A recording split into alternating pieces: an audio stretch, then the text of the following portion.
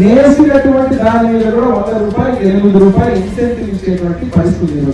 కనీసం దానికి సంబంధించిన ఇన్సెంటివ్స్ కూడా ఎవరికి రావడం లేదంటే ఈ వేల మంది ఉన్న చోట కేవలం 220 మంది మాత్రమే ఈ సొసైటీలో వాళ్ళకి అందుతున్నాయన్నప్పుడు, అది కూడా అరకొరగా అందుతున్నప్పుడు ఎక్కడ పోయినారంటే వీళ్ళందరూ మాట్లాడే వాళ్ళందరూ చేనేత వైద్యశ్రీ సొసైటీ చేనేతల గురించి అత్యంత ప్రేమ, పార్టీలకు అతీతంగా చేనేతలు ఏకం కావాలనే వాళ్ళందరూ ఏం చేస్తున్నారు? మరి ఈ రోజు వరకు ఇంత అన్యాయం జరుగుతుంటే చేనేత కళాకారులకు వైద్యశ్రీ ముసుగులో వేల మంది తగ్గిపోయి ఈ రోజు ఒక్కరికి కూడా థ్రిఫ్ట్ ఫండ్లు కానీ అదే రకంగా ఇన్సెంటివ్స్ కానీ వాళ్ళకు రావాల్సిన హక్కులు కానీ రానప్పుడు ఈ చేనేతల మీద ప్రేమ చూపేటువంటి చేనేత కులం మాది అందరి పార్టీలకు అతీతంగా వచ్చి మాట్లాడండి, ఏదో కుట్ర జరుగుతుందని చెప్పే కుట్రదారులు ఎవరైతే ఉన్నారో ఎక్కడ పోయినారు మీరందరూ? సొసైటీకి 2014-19 సమయంలో నేను శాసనసభ్యుడు ఉన్నప్పుడు, కొల్లు రవీంద్ర గారు మంత్రిగా ఉన్నప్పుడు ఇదే సొసైటీకి 5 కోట్ల రూపాయలు కేంద్ర రాష్ట్ర ప్రభుత్వాలకు సంబంధించినటువంటి RRR కింద 5 కోట్ల పైసలు డబ్బులు సొసైటీకి ఇవ్వడం జరిగింది. మరి ఆ సొసైటీకి ఇచ్చినటువంటి దాంట్లో ఈ రోజు మీరు చూస్తే ఇది రికార్డెడ్ గా డిఫరెంట్ హెడ్స్ ఏదైతే ఉన్నాయో ఆ డబ్బులు వినియోగించిన దాంట్లో చేనేత కళాకారుల గురించి ల్యాండ్ పర్చేస్ కింద ఆ డబ్బులు డైవర్ట్ చేశారు. పోయి ఆ డబ్బులు డైవర్ట్ చేశారు.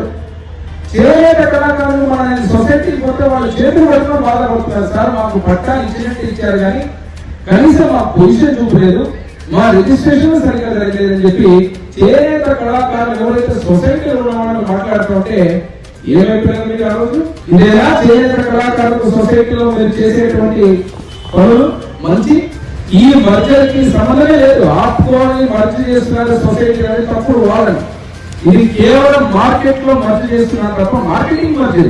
ఆ యొక్క స్థలాన్ని కానీ స్పేస్ కానీ మనం ఏదైతే 90 అవుట్లెట్స్ ఉన్న దాంట్లో మన చేనేతలకు ఈరోజు డిమాండ్ పెరిగితే వీళ్ళ ద్వారా వాళ్ళకు ఈరోజు ఆ అవుట్లెట్స్ లో మనకు ఉన్నటువంటి ఆప్కో ఎమ్మెల్యేలు వీవర్ కోఆపరేటివ్ సొసైటీ అని చెప్పి అదే పేరుతోటి మనకు మార్కెటింగ్ పెంచుకోవడానికి మార్కెటింగ్ మర్చేది.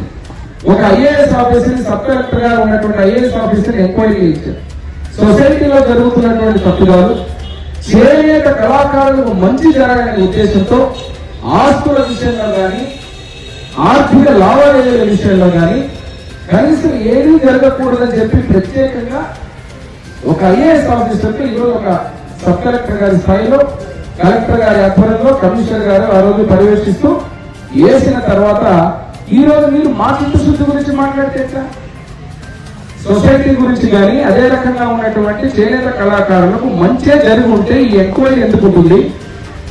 అదే రకంగా మీకు ఇంకో విషయం చెప్పాను. ఈ రోజు మీరు మాట్లాడుతున్నారు అస్తిత్వం కోల్పోతున్నారు. నేను కళ్ళారా చూశాను. ఎమ్మెల్యేలు సొసైటీకి పోతే గద్వాల అని రాశారు అక్కడ బోర్డు. గద్వాల పేరు మీద ఎమ్మెల్యేలు చేనేత కళాకారులు చేసే ప్రాజెక్ట్స్ మీరు గద్వాలంటూ పవర్ రూమ్ ద్వారా ఈరోజు బూట్స్ తెప్పించే పరిస్థితిలో మీరుంటే ఏ రకంగా మీరు ఈరోజు అస్తిత్వాన్ని కాపాడిన వ్యక్తులు మీరు సోమప్ప గారికి నిజమైన వారసులని చెప్పుకున్నట్టు మీరు గద్వాల పేరు మీద ఈరోజు బ్రాండింగ్ చేసి బయటకు పంపుతా ఉంటే నేను ద్వారా వచ్చి దాన్ని గద్వాల కాదు ఎమ్మెల్యేలు పేరు పెట్టాలని చెప్పి అక్కడ చేనేత కళాకారులు విజిట్ చేసినప్పుడు ప్రత్యేకంగా వచ్చి తొలగించింది మీరు కూడా ఉన్నారు, పార్టీకి మిత్రులు కూడా ఉన్నారు. మరి ఇన్ని రోజులు గద్వాల పేరు మీద ఈరోజు డ్రామా ఆడి మీరు ఎమ్మెల్యేలు అస్తిత్వాన్ని కానీ సోమప్ప గారి అస్తిత్వాన్ని దెబ్బతీసింది మీరా, లేకపోతే ఈరోజు చేనేతలకు మంచి చేయాలని చూసేటువంటి మేమా?